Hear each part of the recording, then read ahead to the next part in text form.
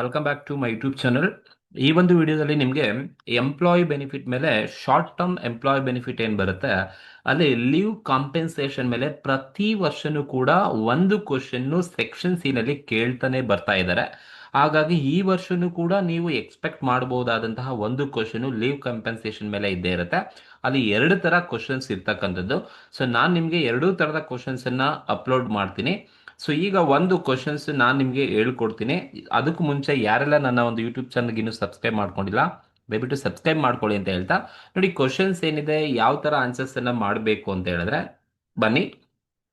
Mister Ravi, that is short term benefits leave compensation ಮೇಲೆ ಇರ್ತಕ್ಕಂಥ question.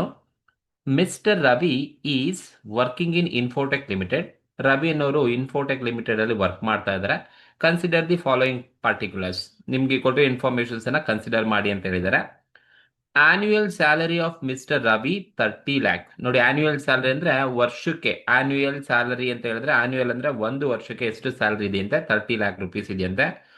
Total working days in 2024-25 ಅಲ್ಲಿ ಎಷ್ಟು ದಿನ ಟೋಟಲ್ ಒಂದು ವರ್ಷದಲ್ಲಿ ಎಷ್ಟು ವರ್ಕ್ ಮಾಡಬೇಕಂತ 300 ಡೇಸ್ ವರ್ಕ್ ಮಾಡಬೇಕು ಅಂತ ಇರ್ತಕ್ಕಂಥದ್ದು. Leaves allowed in 2024-25 as per company policy 10 days. ನೋಡಿ, ಎಷ್ಟು ದಿನ ಆ ಒಂದು ಕಂಪನಿ ನಾರ್ಮ್ಸ್ ಪಾಲಿಸಿ ಪ್ರಕಾರ ಎಷ್ಟು ದಿನ ಲೀವ್ಸ್ ಅನ್ನ ಅಲೋ ಮಾಡಿದ್ದಾರೆ ಅಂತ ಹೇಳಿದ್ರೆ 10 ದಿನ ನೀವು ರಜಾ ಹಾಕೋಬಹುದು ಅಂತ ಹೇಳಿದ್ರೆ, ಟೋಟಲ್ 10 ದಿನ ರಜಾ ಹಾಕೋಬಹುದು ನೀವು. ನಿಮ್ಗೆ ಪೇಯ್ಡ್ ಲೀವ್ ಸ್ಯಾಲರಿನೇ ಕೊಡ್ತಾರೆ, ಲೀವ್ ಕಾಂಪನ್ಸೇಷನ್ಸ್ ಅನ್ನ ಕೊಡ್ತಾರೆ. 10 ದಿನ ರಜಾ ಹಾಕೊಂಡ್ರು ಕೂಡ ನಿನ್ಗೆ 10 ದಿನದ್ದು ಸ್ಯಾಲರಿಯನ್ನ ಕೊಡ್ತಾನೆ ಅಂತ ಹೇಳಿದ್ದಾರೆ. Leaves utilised by mister Ravi. ನೋಡಿ, ರವಿ ಯುಟಿಲೈಸ್ ಮಾಡೋದು, ಕಂಪನಿ 10 ಲೀವ್ಸ್ ಅನ್ನ ಕೊಟ್ಟಿದ್ದಾರೆ, ಬಟ್ ಲೀವ್ಸ್ ಅನ್ನ ಯುಟಿಲೈಸ್ ಮಾಡೋದು ಮಿಸ್ಟರ್ ರವಿ ಎಷ್ಟಪ್ಪ ಅಂತ ಹೇಳಿದ್ರೆ ಆ ಒಂದು ವರ್ಷ ಬರೀ 8 ಡೇಸ್ ಮಾತ್ರನೇ ಯುಟಿಲೈಸ್ ಮಾಡಿದ್ದಾರೆ. ಈಗ ನಾನು 10 ದಿನ ರಜಾ ಕೊಟ್ಟಿದ್ದೀನಿ ನಿಮ್ಗೆ, ಸ್ಯಾಲ್ರಿ ಸಮೇತ 10 ದಿನ ವರ್ಷದಲ್ಲಿ ನೀವು ರಜಾ ತಗೋಬಹುದು ಅಂತ ಹೇಳಿದ್ದೀನಿ. ಬಟ್ ನೀವು ಬರೀ 8 ದಿನ ಮಾತ್ರ ರಜಾ ತಗೊಂಡಿದ್ದೀರಾ. ಇನ್ನ 2 ದಿನ ಏನಾಯ್ತು, 2 ಡೇಸ್ ಆಫ್ ಲೀವ್ಸ್ ಯುಟಿಲೈಸ್ ಮಾಡಿಲ್ಲ. ಟೋಟಲ್ 10 ಕೊಟ್ಟಿದ್ದಾರೆ ಕಂಪನಿ, ಅವನ್ ಬರೀ ಯುಟಿಲೈಸ್ ಮಾಡೋದು 8 ಲೀವ್ಸ್ ಮಾತ್ರನೇ ಯುಟಿಲೈಸ್ ಮಾಡಿದಾನೆ. ಅಂದ್ರೆ ಇನ್ನ 2 ಲೀವ್ಸ್ ಯುಟಿಲೈಸ್ ಮಾಡಿಲ್ಲ. ಯುಟಿಲೈಸ್ ಮಾಡಿಲ್ಲ ಅಂದ್ರೆ ಅದನ್ನ ಅನ್ಯುಟಿಲೈಸ್ಡ್ ಅಥವಾ ಅನ್ಯೂಸ್ಡ್ ಅಂತ ಕರಿತೀವಿ. ಅದೇ ಇಲ್ಲಿ ಹೇಳಿರೋದು, the unutilised leaves are settled by way of cash payment.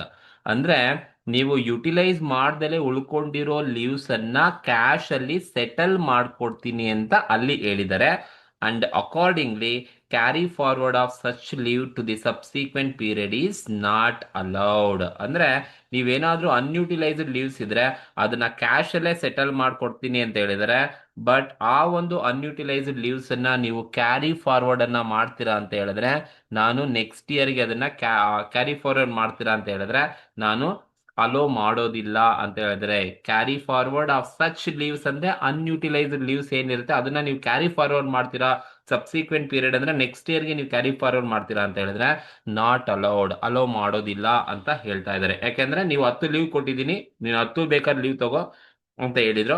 But ಅವನು 8 ಲೀವ್ ತಗೊಂಡಿದ್ದಾನೆ, ಇನ್ನು 2 ಲೀವ್ಸ್ ಯುಟಿಲೈಸ್ ಮಾಡಿಲ್ಲ. ಯುಟಿಲೈಸ್ ಮಾಡಿಲ್ಲ ಅಂದ್ರೆ ಅದು ಅನ್ಯುಟಿಲೈಸ್ಡ್ ಲೀವ್ಸ್ ಅಂತ ಕರಿತೀವಿ. ಅನ್ಯುಟಿಲೈಸ್ಡ್ ಲೀವ್ಸ್ ಅನ್ನ ಕ್ಯಾಶ್ ಅಲ್ಲೇ ಸೆಟಲ್ ಮಾಡ್ಕೊಡ್ತೀನಿ, ಬಟ್ ಅದನ್ನ ನೆಕ್ಸ್ಟ್ ಇಯರ್ಗೆ ಕ್ಯಾರಿ ಫಾರ್ವರ್ಡ್ ಮಾಡ್ಲಿಕ್ಕೆ ಅವಕಾಶ ಇಲ್ಲ ಅಂತ ಹೇಳಿದ್ದಾರೆ.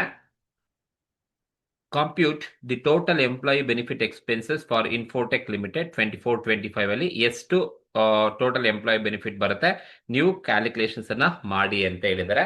ಸೊ ನೋಡಿ, ಇದು ಲೀವ್ ಕಾಂಪೆನ್ಸೇಷನ್ಸ್ ಮೇಲೆ ಇರ್ತಕ್ಕಂಥ ಕ್ವಶನ್ ಹೀಗೆ ಇರುತ್ತೆ. ನಿಮ್ಗೆ ಸೆಕ್ಷನ್ ಬಿ ನಲ್ಲಿ ಅಥವಾ ಸೆಕ್ಷನ್ ಸಿ ನಲ್ಲಿ ಒಂದು ಕ್ವಶನ್ ಖಂಡಿತವಾಗ್ಲೂ ಇದ್ದೇ ಇರುತ್ತೆ. ಇದೇ ತರನೇ ಆನ್ಸರ್ಸ್ ಅನ್ನ ಮಾಡಬೇಕಾಗುತ್ತೆ. ಸೊ ನಾವು ಟೋಟಲ್ ಎಂಪ್ಲಾಯಿ ಬೆನಿಫಿಟ್ ಅನ್ನ ಕ್ಯಾಲ್ಕುಲೇಷನ್ಸ್ ಅನ್ನ ಮಾಡ್ಲಿಕ್ಕೆ ಹೇಳಿದ್ದಾರೆ. ಸೊ ಹಾಗಾಗಿ ನಾವು ಫಸ್ಟ್ ನೀವು ಮೆಜರ್ಮೆಂಟ್ ಅಂದ್ರೆ computation of total employee benefit ಎಷ್ಟು ಬರುತ್ತೆ ನೀವು ಕಾಂಪ್ಯೂಟ್ ಮಾಡಬೇಕು. ಸೊ ಯಾವ ತರ ನೀವು ಮಾಡಬೇಕು ಅಂದ್ರೆ ಆಸ್ ಪರ್ ಕ್ವಶನ್ ಪ್ರಕಾರ ನಾವು ಹೋಗಿ. ಸೊ ಕ್ವಶನ್ ಅಲ್ಲಿ ಆನ್ಯುಯಲ್ ಸ್ಯಾಲರಿ ಕೊಟ್ಟಿದ್ದಾರೆ. Annual salary of mister Ravi. Annual salary of mister Ravi. ನೋಡಿ, ಆನ್ಯುಯಲ್ ಸ್ಯಾಲರಿ ಮಿಸ್ಟರ್ ರವಿಗೆ ಎಷ್ಟು ಕೊಟ್ಟಿದ್ದಾರಪ್ಪ. ಆನ್ಯುಯಲ್ ಸ್ಯಾಲರಿ ಮಿಸ್ಟರ್ ರವಿ ಕೊಟ್ಟಿರೋದೆಷ್ಟು, 30 ಲ್ಯಾಕ್ ರುಪೀಸ್ ಕೊಟ್ಟಿದ್ದಾರೆ. So annual salary of mister Ravi 30 lakh rupees ಇದೆ. ಹಾಗೆ ತಗೊಳ್ತೀನಿ, ಇದು ಆನ್ಯುಯಲ್ ಸ್ಯಾಲರಿ. ನೋಡಿ, annual salary of mister Ravi 30 lakh ಇದೆ, 30 ಲ್ಯಾಕ್ ತಗೊಂಡೆ. ಅದಾದ್ಮೇಲೆ ಆನ್ಯುಯಲ್ ಸ್ಯಾಲರಿ ಆದ್ಮೇಲೆ ನೀವು ಟೋಟಲ್ ವರ್ಕಿಂಗ್ ಡೇ ತಗೋಬೇಕು. ಟೋಟಲ್ ವರ್ಕಿಂಗ್ ಡೇಸ್ ಇನ್ 2024-25 ಅಲ್ಲಿ ಎಷ್ಟು ಟೋಟಲ್ ವರ್ಕ್ ಮಾಡಬೇಕು ಅಂತ ಕೊಟ್ಟಿರ್ತಾರೆ ನೋಡಿ. 300 ಡೇಸ್ ಇದೆಯಂತೆ, that is 300 days. Total working days ಎಷ್ಟಿದೆಯಪ್ಪ? 300 ಡೇಸ್ ವರ್ಕ್ ಮಾಡಬೇಕು. ನೋಡಿ, ನೀವು 300 ಡೇಸ್ ವರ್ಕ್ ಮಾಡಿದ್ರೆ ನಿಮಗೆ 30 lakh rupees ಸ್ಯಾಲ್ರಿ. ವರ್ಷಕ್ಕೆ ಸ್ಯಾಲ್ರಿ ಇರೋದು 30 ಲಕ್ಷ ಅಂದ್ರೆ ನೀನು ವರ್ಷದಲ್ಲಿ 300 ದಿನ ಕೆಲಸ ಮಾಡಬೇಕು ಅಂತ ಅರ್ಥ. ಸೊ 300 ದಿನ ಕೆಲಸ ಮಾಡಿದ್ರೆ ನಿನಗೆ 30 ಲಕ್ಷ ಸ್ಯಾಲ್ರಿ ಕೊಡ್ತಾರೆ ಅಂದ್ರೆ ಒಂದು ದಿನಕ್ಕೆ ಎಷ್ಟು ಸ್ಯಾಲ್ರಿ ಸಿಗುತ್ತೆ ನೀವು ಕ್ಯಾಲ್ಕುಲೇಷನ್ಸ್ ಅನ್ನ ಮಾಡಬೇಕು. ಹಾಗಾಗಿ ಫಸ್ಟ್ ನೀವು ಆನ್ಯುವಲ್ ಸ್ಯಾಲ್ರಿ ತಗೊಳ್ಳಿ, ಅದಾದ್ಮೇಲೆ total working days in a year ತಗೊಳ್ಳಿ. ಅದಾದ್ಮೇಲೆ ನೀವೇನ್ ಮಾಡಿ ಅಂದ್ರೆ 1 ಡೇ ಸ್ಯಾಲರಿಯನ್ನ ನೀವು ಫೈಂಡ್ ಔಟ್ ಮಾಡ್ಕೊಳ್ಳಿ. 1 ಡೇ ಸ್ಯಾಲರಿ ವರ್ಷಕ್ಕೆ 30 ಲಕ್ಷ ಅಂತ ಗೊತ್ತು, ವರ್ಷದಲ್ಲಿ 300 ದಿನ ಕೆಲಸ ಮಾಡಬೇಕು ಅಂತ ಗೊತ್ತಾಯ್ತು. ಹಾಗಾದ್ರೆ ಒಂದು ದಿನ ಸ್ಯಾಲ್ರಿ ಎಷ್ಟು, 1 ಡೇ ಸ್ಯಾಲ್ರಿ ಎಷ್ಟು ಬರುತ್ತೆ, ನಾವು ಕ್ಯಾಲ್ಕುಲೇಷನ್ಸ್ ಅನ್ನ ಮಾಡಬೇಕಾಗುತ್ತೆ. ನೋಡಿ, 1 ಡೇ ಸ್ಯಾಲ್ರಿ ನೀವು ಹೇಗೆ ಕ್ಯಾಲ್ಕುಲೇಷನ್ಸ್ ಅನ್ನ ಮಾಡ್ತೀರಾ ಅಂತ ಹೇಳಿದ್ರೆ, ಸೊ ವರ್ಷದಕ್ಕೆ ನಿಮಗೆ ಎಷ್ಟು ಸ್ಯಾಲ್ರಿ ಇರೋದು ವರ್ಷದಲ್ಲಿ ಅಂದ್ರೆ 30 ಲಕ್ಷ ವರ್ಷದಲ್ಲಿ ಸ್ಯಾಲ್ರಿ ಇರ್ತಕ್ಕಂಥದ್ದು. ಸೊ 30 lakh ಡಿವೈಡೆಡ್ ಬೈ ವರ್ಷದಲ್ಲಿ ಎಷ್ಟು ದಿನ ಕೆಲಸ ಮಾಡಬೇಕು? 300 ಡೇಸ್ ಕೆಲಸ ಮಾಡಬೇಕು. 300 days 30 lakh divided by 300 days ಮಾಡಿದ್ರೆ ನಿಮಗೆ ಒಂದು ದಿನಕ್ಕೆ ನಿಮಗೆ ಸ್ಯಾಲ್ರಿ ಎಷ್ಟು ಬರುತ್ತಪ್ಪ ಅಂತ ಹೇಳಿದ್ರೆ 20 ಎಷ್ಟು ಬರುತ್ತೆ ಅಂತ ಹೇಳಿದ್ರೆ 10,000 ನಿಮಗೆ 1 ಡೇ ಸ್ಯಾಲ್ರಿ ಬರುತ್ತೆ. 30 lakh ಡಿವೈಡೆಡ್ ಬೈ 300 ಡೇಸ್ ಮಾಡಿದ್ರೆ ಒಂದು ದಿನಕ್ಕೆ ನಿಮ್ಗೆ 10,000 ಸ್ಯಾಲ್ರಿ ಸಿಗುತ್ತೆ. ಇದು 1 ಡೇ ಸ್ಯಾಲ್ರಿ ನೀವು ಫೈಂಡ್ ಔಟ್ ಮಾಡ್ಕೋಬೇಕು. Very most important. ನಿಮ್ಗೆ ಆನ್ಯುವಲ್ ಸ್ಯಾಲ್ರಿ ಕೊಟ್ಟಿದ್ದಾರೆ and total annual working day ಕೊಟ್ಟಿದ್ದಾರೆ. 30 lakh ಅಂಡ್ 300 ಡೇಸ್ ಅಂತ ಹೇಳಿದ್ರೆ 1 ಡೇ ಸ್ಯಾಲ್ರಿ ಬಂದು 10,000 rupees ಸಿಗುತ್ತೆ. ನೆಕ್ಸ್ಟ್ ನೀವೇನ್ ತಗೋಬೇಕು ಅಂದ್ರೆ ಲೀವ್ಸ್ ಅಲೌಡ್ ಬೈ ಕಂಪನಿ ಎಷ್ಟು ಲೀವ್ಸ್ ಕೊಟ್ಟಿರೋದು ಅಲೋ ಮಾಡೋದು ಮಿಸ್ಟರ್ ರವಿಗೆ 10 days ಲೀವ್ಸ್ ಅನ್ನ ಅಲೋ ಮಾಡಿರೋದು. ಬಟ್ ಲೀವ್ಸ್ ಅನ್ನ ತಗೊಂಡಿರೋದು ಎಷ್ಟಪ್ಪ? ದಟ್ ಈಸ್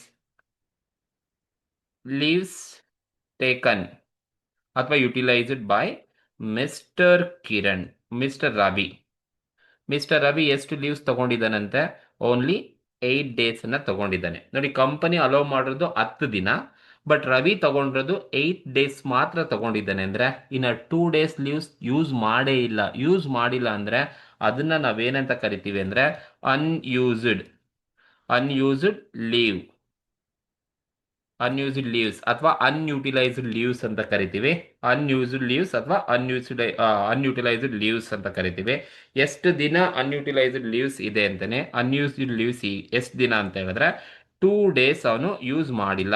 ಹೇಗೆ ಅಂದ್ರೆ ಬ್ರಾಕೆಟ್ ಅಲ್ಲಿ ತೋರಿಸ್ತೀನಿ. ಕಂಪನಿ ಕೊಟ್ಟಿರೋದು 10 days ಲೀವ್ಸ್ ಅನ್ನ ಕೊಟ್ಟಿದ್ದಾರೆ, ಮೈನಸ್ ಅವನು ಯುಟಿಲೈಸ್ ಮಾಡೋದು 8 days ಲೀವ್ಸ್ ಅನ್ನ ಮಾತ್ರ ಯುಟಿಲೈಸ್ ಮಾಡಿದ್ದಾನೆ. ಹಾಗಾದ್ರೆ ಇನ್ನು 2 days of leaves are unutilised. 2 ದಿನ ಅವನು ಯೂಸ್ ಮಾಡಿಲ್ಲ, ಹಾಗಾಗಿ 2 days ಅನ್ಯೂಸ್ಡ್ ಲೀವ್ಸ್ ಅಂತ ಕರಿತೀವಿ. ಹಾಗಾದ್ರೆ 2 ದಿನ ಅವನು ಯೂಸ್ ಮಾಡಿಲ್ಲ ಲೀವ್ಸ್ ಅನ್ನ ಅಂತ ಹೇಳಿದ್ರೆ ಅದನ್ನ ಆ ಅನ್ಯೂಸ್ಡ್ ಲೀವ್ಸ್ ಅನ್ನ ಕ್ಯಾಶ್ ಅಲ್ಲಿ ಸೆಟಲ್ಮೆಂಟ್ ಮಾಡ್ಕೊಡ್ತೀನಿ ಅಂತ ಹೇಳಿದ್ರೆ ಅಂದ್ರೆ ಆ ಅನ್ಯೂಸ್ಡ್ ಲೀವ್ಗೆ ನೀವು ಎಷ್ಟು ಸ್ಯಾಲರಿ ಬರುತ್ತೆ ಅಂತ ನೀವು ಫೈಂಡ್ ಔಟ್ ಮಾಡಬೇಕಾಗುತ್ತೆ. ಹಾಗಾಗಿ ಅನ್ಯೂಸ್ಡ್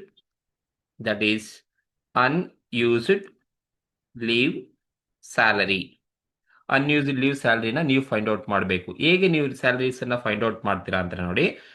ಅವನು ಎಷ್ಟು ದಿನ ಯೂಸ್ ಮಾಡಿಲ್ಲಪ್ಪ ಅಂದ್ರೆ ಅನ್ಯೂಸ್ಡ್ ಲೀವ್ ಸ್ಯಾಲರಿನ ನೀವು ಹೇಗೆ ಫೈಂಡ್ ಔಟ್ ಮಾಡ್ತೀರಾ ಅಂತ ಹೇಳಿದ್ರೆ ಒಂದು ದಿನಕ್ಕೆ ಎಷ್ಟು ಸ್ಯಾಲರಿ ಅಂತ ನಮ್ಗೆ ಹೇಳಿದಾರೆ ನೋಡಿ. ನಾವು ಫೈಂಡ್ ಔಟ್ ಮಾಡಿದೀವಿ ಒಂದು ದಿನಕ್ಕೆ ಎಷ್ಟಪ್ಪ ಸ್ಯಾಲರಿ 10,000 rupees ಅಂತ ನಾವೇ ಫೈಂಡ್ ಔಟ್ ಮಾಡಿದೀವಿ ಮೇಲ್ಗಡೆ. ಹಾಗಾಗಿ 1 ಡೇ ಸ್ಯಾಲರಿನ ನೀವು ಫೈಂಡ್ ಔಟ್ ಮಾಡ್ಕೋಬೇಕು. ಒಂದು ದಿನಕ್ಕೆ 10,000 ಸ್ಯಾಲರಿ ಅಂತ ಹೇಳಿದರೆ ಇಂಟು ಅವನು ಎಷ್ಟು ದಿನ ಯೂಸ್ ಮಾಡಿಲ್ಲ ಅನ್ಯೂಸ್ಡ್ ಲೀವ್ ಎಷ್ಟು ದಿನ ಇರೋದು 2 days ಅನ್ಯೂಸ್ಡ್ ಲೀವ್ಸ್ ಇರೋದು 2 days ಅನ್ಯೂಸ್ಡ್ ಲೀವ್ಸ್ ಇರೋದ್ರಿಂದ ಒಂದು ದಿನಕ್ಕೆ 10,000 ಆದ್ರೆ ಇಂಟು 2 days ಯೂಸ್ ಮಾಡಿಲ್ಲ, ಹಾಗಾಗಿ 2 days ಅನ್ಯೂಸ್ಡ್ ಲೀವ್ ಸ್ಯಾಲರಿ ಕೊಡಬೇಕಾಗುತ್ತೆ. ಸೊ 10,000 ಇಂಟು 2 ಮಾಡಿದ್ರೆ ನಿಮ್ಗೆ 20,000 ನಿಮ್ಗೆ ಅನ್ಯೂಸ್ಡ್ ಲೀವ್ ಸ್ಯಾಲರಿ ಸಿಗುತ್ತೆ. 20,000. ಸೊ ಹಾಗಾಗಿ ನೀವು ಫಸ್ಟ್ 1 ಡೇ ಸ್ಯಾಲರಿಯನ್ನ ಫೈಂಡ್ ಔಟ್ ಮಾಡ್ಕೋಬೇಕು. ಟೋಟಲ್ ಆನ್ಯುವಲ್ ಸ್ಯಾಲರಿ ಎಷ್ಟು, ಟೋಟಲ್ ವರ್ಕಿಂಗ್ ಡೇಸ್ ಎಷ್ಟು ಡಿವೈಡ್ ಮಾಡಿದ್ರೆ ನಿಮಗೆ 1 ಡೇ ಸ್ಯಾಲರಿ ಸಿಗುತ್ತೆ. ಆಮೇಲೆ ಕಂಪನಿ ಎಷ್ಟು ಲೀವ್ ಕೊಟ್ಟಿದೆ, ಆಮೇಲೆ ರವಿ ಎಷ್ಟು ತಗೊಂಡಿದ್ದಾನೆ, ಕೊಟ್ಟಿರೋದತ್ತು ತಗೊಂಡಿರೋದು 8 ಅಂದ್ರೆ ಇನ್ನು 2 days ಅನ್ಯೂಸ್ಡ್ ಅಂತ ಕರಿತೀವಿ. ಈ 2 daysಗೆ ನಾವು ಅನ್ಯೂಸ್ಡ್ ಲೀವ್ ಸ್ಯಾಲರಿಯನ್ನ ಫೈಂಡ್ ಔಟ್ ಮಾಡಬೇಕು. ಈ 2 days ಅನ್ಯೂಸ್ಡ್ ಲೀವ್ ಸ್ಯಾಲರಿ ಹೇಗೆ ಫೈಂಡ್ ಔಟ್ ಮಾಡ್ತೀರಾ ಅಂದ್ರೆ 2 days into 1 day salary is 10,000, ನಿಮಗೆ 20,000 ಅನ್ಯೂಸ್ಡ್ ಲೀವ್ ಸ್ಯಾಲರಿ ಸಿಗುತ್ತೆ. ಇದು ಅನ್ಯೂಸ್ಡ್ ಲೀವ್ ಸ್ಯಾಲರಿ ಅಂತ ಕರಿತೀವಿ. ಈಗ ನಿಮ್ಗೆ ಏನ್ ಬೇಕಪ್ಪ ಅಂದ್ರೆ ಟೋಟಲ್ ಎಂಪ್ಲಾಯಿ ಬೆನಿಫಿಟ್ ಬೇಕು. Employee benefit, total employee benefit salary. ಎಷ್ಟು ಟೋಟಲ್ ಎಂಪ್ಲಾಯಿ ಬೆನಿಫಿಟ್ ಸ್ಯಾಲರಿ ಸಿಗುತ್ತೆ ಅಂದರೆ ಇದನ್ನೇ ನಾವು ಫೈಂಡ್ ಔಟ್ ಮಾಡಬೇಕಾಗಿರೋದು. ನೀವು ಟೋಟಲ್ ಎಂಪ್ಲಾಯಿ ಬೆನಿಫಿಟ್ ಸ್ಯಾಲರಿನ ಫೈಂಡ್ ಔಟ್ ಮಾಡಬೇಕು ಅಂದರೆ, ಸೊ ನಿಮಗೆ ನೋಡಿ ಇವಾಗ ಆನ್ಯುವಲ್ ಸ್ಯಾಲರಿನೂ ಕೊಡಬೇಕು, ಆನ್ಯುವಲ್ ಸ್ಯಾಲರಿ ಕೊಡಬೇಕು, annual salary plus unused leave salary. ಈ ಕಡೆ ನಿಮಗೆ ವರ್ಷಕ್ಕೆ ಆನ್ಯುವಲ್ ಸ್ಯಾಲರಿನೂ ಕೊಡಬೇಕು, ಪ್ಲಸ್ ನೀವು ಲೀವ್ಸ್ ಅನ್ನ ಯೂಸ್ ಮಾಡ್ಕೊಂಡಿಲ್ಲ ಆ ಅನ್ಯೂಸ್ಡ್ ಲೀವ್ ಸ್ಯಾಲರಿನೂ ಕೊಡಬೇಕು. Annual salary plus unused leave salary ನಿಮಗೆ ಟೋಟಲ್ ಎಂಪ್ಲಾಯಿ ಬೆನಿಫಿಟ್ ಸ್ಯಾಲರಿ ಸಿಗುತ್ತೆ. ಟೋಟಲ್ ಎಷ್ಟು ಎಂಪ್ಲಾಯಿ ಬೆನಿಫಿಟ್ ಅಂತ ಹೇಳಿದ್ರೆ ಎಷ್ಟು ಸಿಗುತ್ತೆ. ಸೊ ಈಗ ನೀವು ಆನ್ಯುವಲ್ ಸ್ಯಾಲರಿ ಬಂದು ಎಷ್ಟಿದ್ಯಪ್ಪ ಅಂತ ಹೇಳಿದ್ರೆ ಕ್ವಶನ್ ಅಲ್ಲಿ ಆನ್ಯುವಲ್ ಸ್ಯಾಲರಿ ಬಂದು ನಮಗೆ 30 ಲ್ಯಾಕ್ ಕೊಟ್ಟಿದ್ದಾರೆ. So annual salary 30 lac plus unused leave salary ಬಂದು 20,000 ನಾವೇ ಫೈಂಡ್ ಔಟ್ ಮಾಡಿದ್ದೀವಿ. ಈಗ ಈ ಎರಡು ಟೋಟಲ್ ಮಾಡಿದ್ರೆ ನಮಗೆ ಟೋಟಲ್ ಎಂಪ್ಲಾಯ್ ಬೆನಿಫಿಟ್ 30 ಲ್ಯಾಕ್ ನಮಗೆ 20,000 ಸಿಗತ್ತೆ. 30 ಲ್ಯಾಕ್ 20,000 ಟೋಟಲ್ ಎಂಪ್ಲಾಯ್ ಬೆನಿಫಿಟ್ ಸಿಗುತ್ತೆ. ಇದು ನಮ್ಮ final answer. Total employee benefit ಎಷ್ಟಪ್ಪ ಅಂದ್ರೆ 30 ಲ್ಯಾಕ್ 20,000 ನಮಗೆ ಸಿಗತ್ತೆ. ಅರ್ಥ ಆಯ್ತಾ? So annual salary divided by number of working days ತಗೊಳ್ಳಿ. ನೆಕ್ಸ್ಟು ಫಸ್ಟ್ ಆನ್ಯುವಲ್ ಸ್ಯಾಲರಿ ತಗೊಳ್ಳಿ, ಆಮೇಲೆ ನಂಬರ್ ಆಫ್ ವರ್ಕಿಂಗ್ ಡೇ ತಗೊಳ್ಳಿ. ಸೊ ಅದಾದ್ಮೇಲೆ ನಿಮಗೆ ಟೋಟಲ್ ವರ್ಕಿಂಗ್ ಡೇಗೆ ಟೋಟಲ್ ಸ್ಯಾಲರಿ ಗೊತ್ತಿರುತ್ತೆ, divided by number of days ಮಾಡಿದ್ರೆ ನಿಮಗೆ ಒನ್ ಡೇ ಸ್ಯಾಲರಿ ಸಿಗುತ್ತೆ. ಕಂಪನಿ ಎಷ್ಟು ಲೀವ್ ಕೊಟ್ಟಿದೆ, ಎಷ್ಟು ತಗೊಂಡಿದ್ದಾರೆ, ಎಷ್ಟು ಯೂಸ್ ಮಾಡಿಲ್ಲ, ಅನ್ಯೂಸ್ಡ್ ಅಂತ ಗೊತ್ತಾಗುತ್ತೆ. ಆಗ ನಿಮಗೆ one day salary into unused leave salary ಮಾಡಿದ್ರೆ ನಿಮಗೆ ಅನ್ಯೂಸ್ಡ್ ಲೀವ್ ಸ್ಯಾಲರಿ ಸಿಗುತ್ತೆ. ಅದಾದ್ಮೇಲೆ ನೀವು ಟೋಟಲ್ ಎಂಪ್ಲಾಯ್ ಬೆನಿಫಿಟ್ ಅನ್ನ ಮಾಡಬಹುದು. So annual salary plus unused leave salary ಎರಡು ಸೇರಿಸಿ ಟೋಟಲ್ ಬೆನಿಫಿಟ್ ಬಂದು 30 ಲ್ಯಾಕ್ 20,000. ಇದು ಮೆಷರ್ಮೆಂಟ್ ಆಫ್ ಎಂಪ್ಲಾಯ್ ಬೆನಿಫಿಟ್. ಸರಿನಾ? ಇದು ಟೋಟಲ್ ಎಂಪ್ಲಾಯ್ ಬೆನಿಫಿಟ್ ಅಂತ ಕರಿತೀವಿ. ಸೊ ನಾವು ಇದ್ರ ಜೊತೆಗೆ ಏನ್ ಮಾಡಬೇಕು ಅಂದ್ರೆ, ನೀವು ಇಷ್ಟು ಮಾಡಿ ಸ್ಟಾಪ್ ಮಾಡಬಹುದು. ಇದಕ್ಕೆ ಒಂದು ಜರ್ನಲ್ ಎಂಟ್ರೀಸ್ ಅನ್ನ ಕಂಪಲ್ಸರಿ ಆಗಿ ತೋರಿಸಲೇಬೇಕು. ನೀವು ಅಕೌಂಟಿಂಗ್ ಎಂಟ್ರೀಸ್ ಅನ್ನ ಮಾಡಬೇಕಾಗುತ್ತೆ. ನೋಡಿ, ಯಾವಾಗ ಕ್ಯಾರಿ ಫಾರ್ವರ್ಡ್ ಮಾಡಲಿಕ್ಕೆ ಅಲೋ ಮಾಡಿಲ್ಲ ಅಂತ ಹೇಳಿರ್ತಾರೆ, ನಾಟ್ ಅಲೌಡ್, ಕ್ಯಾರಿ ಫಾರ್ವರ್ಡ್ ಮಾಡಲಿಕ್ಕೆ ಅಲೋ ಮಾಡಿಲ್ಲ ಅಂತ ಹೇಳಿದ್ರೆ ಒಂದು ಜರ್ನಲ್ ಎಂಟ್ರೀಸ್ ಅನ್ನ ಬರೀಬೇಕು. ನೀವು ಟೋಟಲ್ ಎಂಪ್ಲಾಯ್ ಬೆನಿಫಿಟ್ ಏನ್ ಬಂದಿರುತ್ತೆ ಅದಕ್ಕೆ ಯಾವ ತರ ಅಂತ ಹೇಳಿದ್ರೆ, ನೋಡಿ, ಒಂದು ನೀವು ಪ್ರೆಸೆಂಟೇಷನ್ಸ್ ಅನ್ನ ಮಾಡಬೇಕಾಗುತ್ತೆ. ಈ ಆನ್ಸರ್ಸ್ ಅನ್ನ ಮಾಡಿದಾದ್ಮೇಲೆ ಪ್ರೆಸೆಂಟೇಷನ್ ಮಾಡಬೇಕಾದ್ರೆ ನೋಡಿ, ಸೊ ನಮಗೆ ಕ್ವಶನ್ಸ್ ಅಲ್ಲಿ ಇರೋದು 24, ಇದು presentation journal entry. So here 24-25 ಇದೆ. ನಿಮಗೆ ಟೋಟಲ್ ಎಂಪ್ಲಾಯ್ ಬೆನಿಫಿಟ್ ಎಷ್ಟು ಬಂದಿದೆ ನೋಡಿ, 30 ಲ್ಯಾಕ್ 20,000 ಏನ್ ಬಂದಿರುತ್ತೆ ಅದನ್ನ ಪೇಮೆಂಟ್ ಮಾಡ್ತಾ ಇರ್ತೀವಿ. ಹಾಗಾಗಿ ನೀವು ಒಂದು ಜರ್ನಲ್ ಎಂಟ್ರಿ ಬರೀಬೇಕಾಗುತ್ತೆ. Employee benefit expenses account, employee benefit expenses account debited to bank account, debited to bank account ಅಂತ ಒಂದು ಜರ್ನಲ್ ಎಂಟ್ರಿ ಬರೀಬೇಕು. ಸೊ ಎಷ್ಟಪ್ಪ ಅಮೌಂಟ್ ಅಂದ್ರೆ ನೀವು ಇಲ್ಲೇನು ಫೈಂಡ್ ಔಟ್ ಮಾಡಿರ್ತೀರಿ ನೋಡಿ, 30 ಲ್ಯಾಕ್ 20,000 ಏನಿರುತ್ತೆ, ಸೊ ಆ ಅಮೌಂಟ್ ಅನ್ನ ಬರೀಬೇಕಾಗುತ್ತೆ. ಡೆಬಿಟ್ ಅಂಡ್ ಕ್ರೆಡಿಟ್ ಎರಡು ಕಾಲಮ್ ಅಲ್ಲಿ 30 ಲ್ಯಾಕ್ 20,000 ಅಂಡ್ ಕ್ರೆಡಿಟ್ ಕಾಲಮ್ ಅಲ್ಲೂ ಕೂಡ 30 ಲ್ಯಾಕ್ 20,000. ಇದು ಒಂದು ಪ್ರೆಸೆಂಟೇಷನ್ಸ್ ಅನ್ನ ನೀವು ಕಂಪಲ್ಸರಿ ಮಾಡಲೇಬೇಕಾಗುತ್ತೆ. ಈ ಒಂದು ಕ್ವಶನ್ಸ್ ಅನ್ನ ನೀವು ಖಂಡಿತವಾಗ್ಲೂ ಎಕ್ಸ್ಪೆಕ್ಟ್ ಮಾಡ್ಬೋದು. ಬಟ್ ನೋಡಿ, ಯಾವಾಗ ಕಂಪನಿ ಅನ್ಯೂಸ್ಡ್ ಲೀವ್ಸ್ ಅನ್ನ ಕ್ಯಾರಿ ಫಾರ್ವರ್ಡ್ ಮಾಡಲ್ಲ ಅಂತ ಹೇಳಿದ್ದೇನೆ, ಅದೇ ವರ್ಷನೇ ಕ್ಯಾಶ್ ಅಲ್ಲಿ ಕೊಡ್ತೀನಿ ಅಂದ್ರೆ ಈ ಒಂದೇ ಜರ್ನಲ್ ಎಂಟ್ರೀಸ್ ಅನ್ನ ನೀವು ಬರೀಬೇಕಾಗುತ್ತೆ. ಸೊ ಇಷ್ಟು ಇರ್ತಕ್ಕಂಥ ಕ್ವಶನ್ಗೆ ಆನ್ಸರ್. ಸೊ ಈ ಒಂದು ಆನ್ಸರ್ ನಿಮ್ಗೆ ಇಷ್ಟ ಆಗಿದ್ರೆ ದಯವಿಟ್ಟು ಸಬ್ಸ್ಕ್ರೈಬ್ ಮಾಡಿ, ಆದಷ್ಟು ಶೇರ್ ಮಾಡಿ. Thank you.